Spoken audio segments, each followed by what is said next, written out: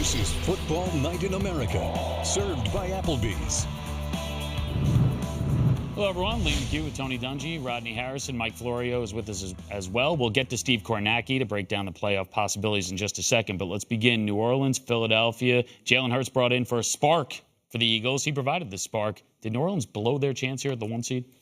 I don't know about that, but what it showed me is they need to get Drew Brees back.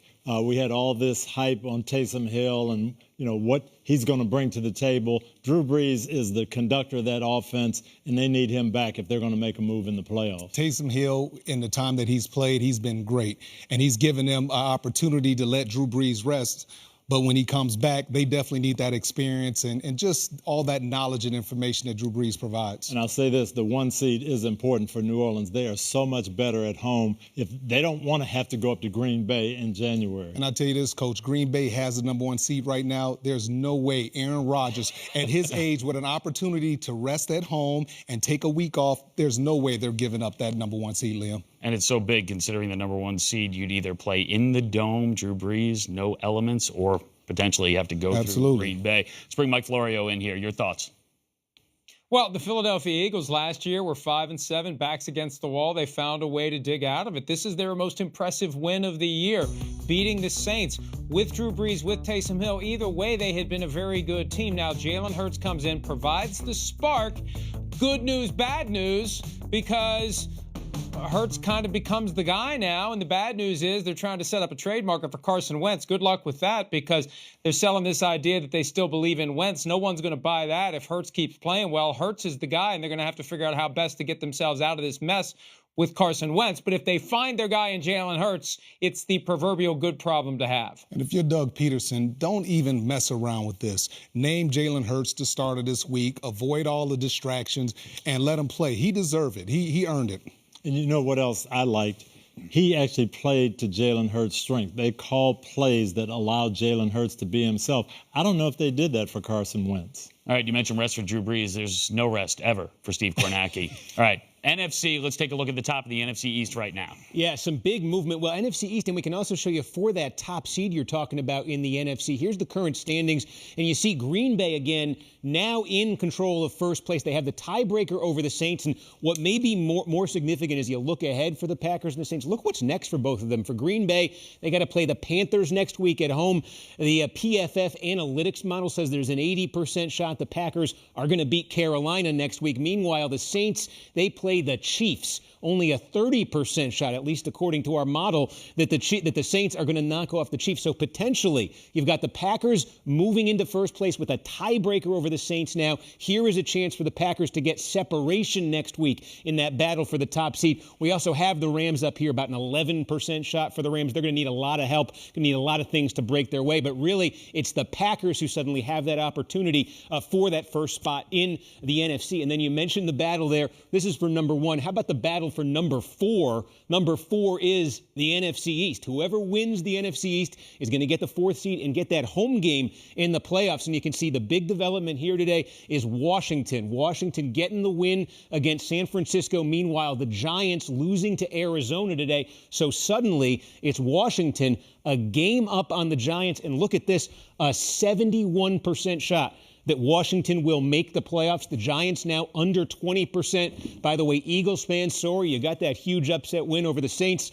A lot of good that did. You took it from 6% to 11% chance. It's Washington now. In the last week, they beat Pittsburgh. They beat San Francisco. They watched the Giants get beat by the Cardinals. And suddenly it's Washington with a chance to pull away and win the NFC East and get the home game that comes with it in the playoffs. Yeah, Steve, they won 4 straight games, so they have the upper hand in the NFC East. Rodney, do you believe in Washington as much as you can believe in any team in the NFC East? Do you believe in them? If Alex Smith is healthy, I believe in him.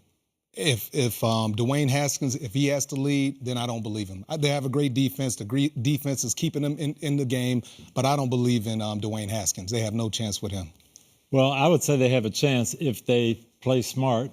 Don't let him try to do too much. Let your defense win a couple of games for you down the stretch. And you actually believe? I do. I think they could do that. You believe in Chase Young? I believe in Chase Young. I don't have a lot of confidence in Haskins. I just don't. Mike Florio, how do you see this playing out NFC East? Well, one guy that we need to talk about is Ron Rivera, the coach in Washington, who has taken a team to a Super Bowl. He's won Coach of the Year multiple times. He's been a great inspiration this year as he's successfully beaten cancer. You know, I talked to him way back when it looked like no one was even going to come close to getting to 500 in the NFC East, and he said, that's fine. I've done that before with the Panthers team in 2014. We're fine with that. Well, they may mess around and end up at 500 the way they've been playing. And they're the hottest team right now in that division, and I like how they're going, and I think they can finish it off. You know, Minnesota had been a hot team, right? They were 5-1 over their last 6. They lost to Tampa Bay. Afterward, Bruce Arians, extraordinarily confident, overwhelmingly confident, basically saying his team could do whatever they want if they were clicking. What is he seeing, and are you seeing it? No, he's seeing something that I don't see. They played well today. They got some things going, but we have to remember, Minnesota dominated the game in the first half. They got down in the red zone 3 or 4 times, couldn't punch it in, missed 3 field goals, missed an extra point. A lot of things went badly and allowed Tampa to win. Tampa didn't dominate this game. Yeah, I was thinking the same thing, Coach. And you look at Tampa, defensively they played a lot better, but early in the game, they couldn't stop the run. They were just getting dominated up front. They end up putting pressure on them, creating some sacks. But I tell you, Antoine Whitfield Jr., he is a baller. The leadership and the playmaking ability, everything that he's done this year has been great, Liam. Mike Florio, all week long, the people at this desk were trying to talk you into the fact that Minnesota was going to win this game down in Tampa Bay. What happened out there?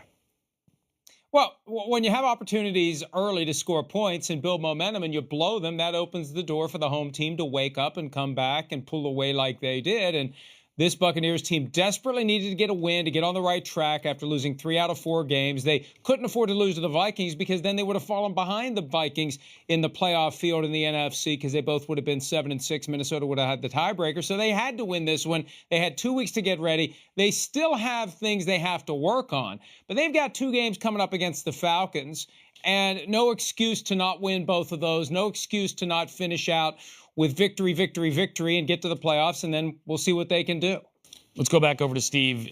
Going into today, this was the last 2 teams in the NFC. Where are we at now? Yeah, we got a little bit of clarity, at least for the moment, in terms of the pecking order here in the NFC as you get down to those wild card spots. And really, you're mentioning Tampa, Arizona, Minnesota. The win today for Tampa, coupled with that schedule that Mike's talking about there, the 2 games against Atlanta coming up. Tampa 8-5, nearly certain to be in the playoffs right now, 96% shot. So Tampa very, very likely to get one of those wild card spots. It means there's really a battle in the NFC now for one more wild card spot. And again, look at the separation that Arizona today, with the victory over the Giants, gets over Minnesota, who loses to Tampa. 61% shot that Arizona makes the playoffs here.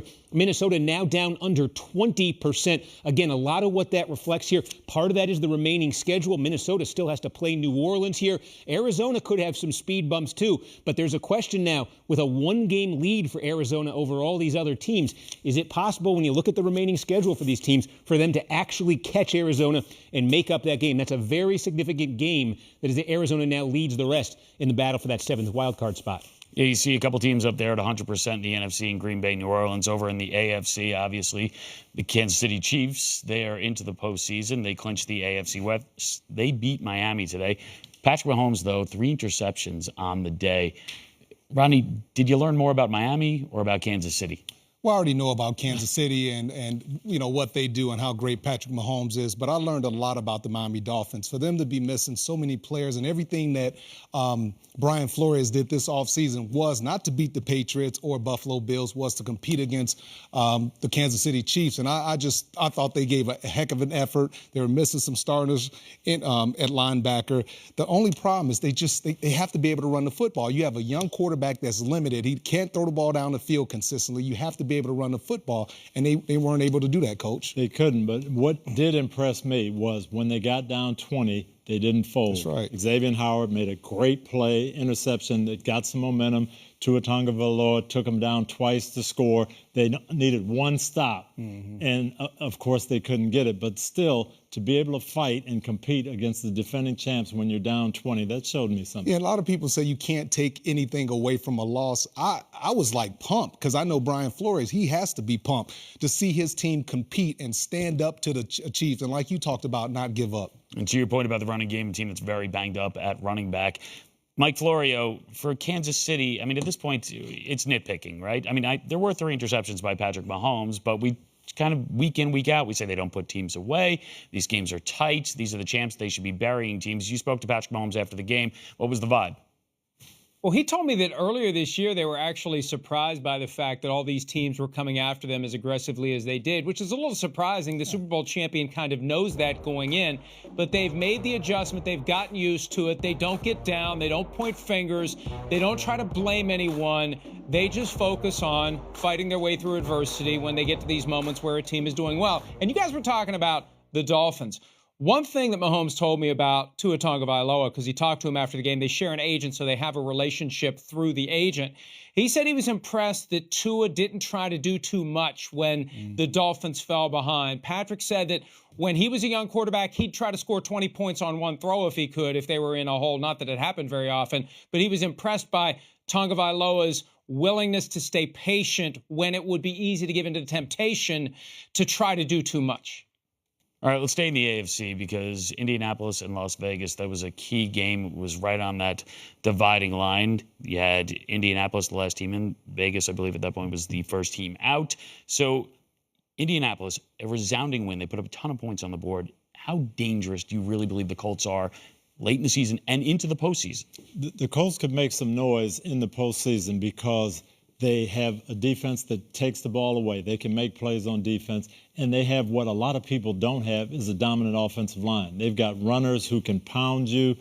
They've got T.Y. Hilton now coming back healthy who can make some plays. But when you can run the football in the postseason, that can pose problems for people. Coach, I look at the Indianapolis Colts on tape, and 1 week I'm saying this is the best defense in the league, just like they say they are. And then the next week I'm looking like, what are they doing? The most important thing for them to do is continue to fly around, make plays, and keep DeForest Buckner healthy. When he's healthy, this is a completely different defense. And you mentioned T.Y. Hilton. He's back, he's healthy, and now he looks like his old self. Mike Florio, last week, Las Vegas got a gift from the Jets, and as a result, the Jets got themselves a new defensive coordinator. Vegas loses today, and now Vegas has a new defensive coordinator. Yeah, Paul Gunther is out. Rod Marinelli takes over for the remainder of the season. And look, you could say it's a reaction by John Gruden to how many yards were given up, how many points were surrendered, but the Raiders defense has struggled for weeks now. It's been the weak spot of that team, and a change needed to be made. This is a team that is down to its last chance to try to turn it around. Today's loss was huge, and huge for the Colts, and huge for the Raiders in a very bad way. And we'll show you just how big it was. Let's go back over to Steve, take a look at those teams, Indianapolis and Vegas, the only team to beat the Chiefs in the past 13 months. Yeah, you know, we were looking at this sort of pile-up last week in the AFC for the wild card slots last week. We had 4 teams. Indianapolis kind of graduated today with that win. They're now sitting at 9-4. They're not a clinch to be in the playoffs right now, but they're getting close to a 90% chance. So what you see on this screen now are 3 teams going for that final wild card spot in the AFC. Right now, Miami is sitting in the number 7 slot despite the loss today. It's Baltimore right now, right outside of the playoffs. They're number 8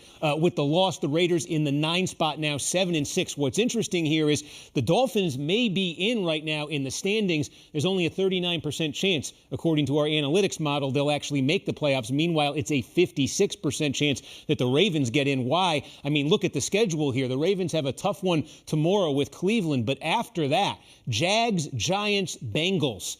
That's how the Ravens finish the season. That's the easiest schedule to finish the season in the league. Meanwhile, the Dolphins, look at this. The Pats, the Raiders, the Bills, those are their final 3. Their win probability, at least according to our analytics model, is under 50% in all 3 of their final games. That's about as stark a contrast as you're going to find in 2 teams fighting for a playoff spot right now in terms of a tough remaining schedule and an easy remaining schedule. And so that's interesting. Baltimore, 8th place right now. Even if Baltimore wins tomorrow, technically, they're still in 8th place. And yet their path to the playoffs, much clearer right now than Miami's.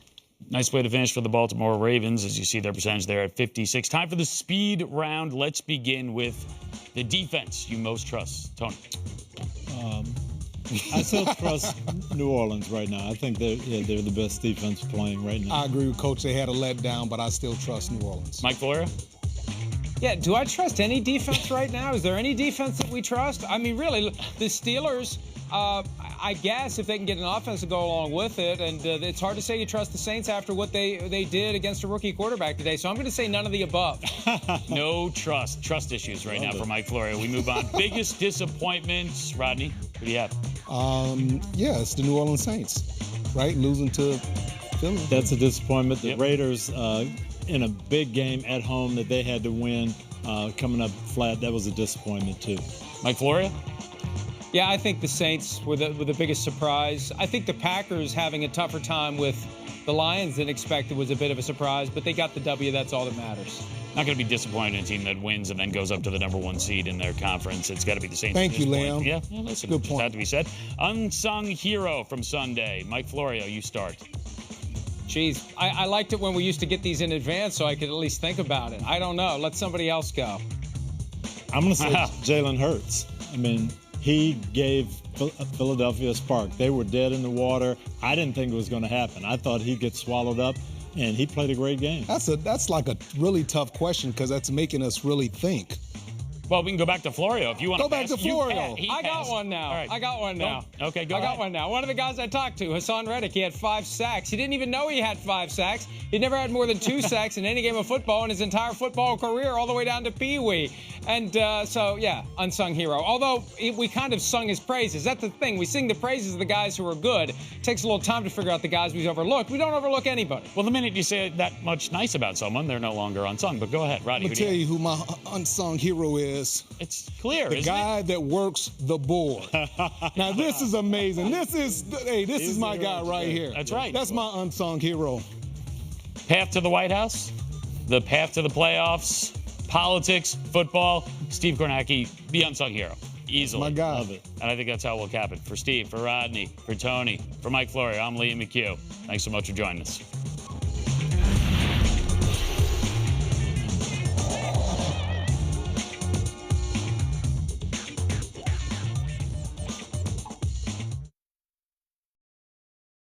Hi, I'm Mike Tirico, and thanks for watching. Make sure to hit subscribe for the latest news and highlights from NBC Sports.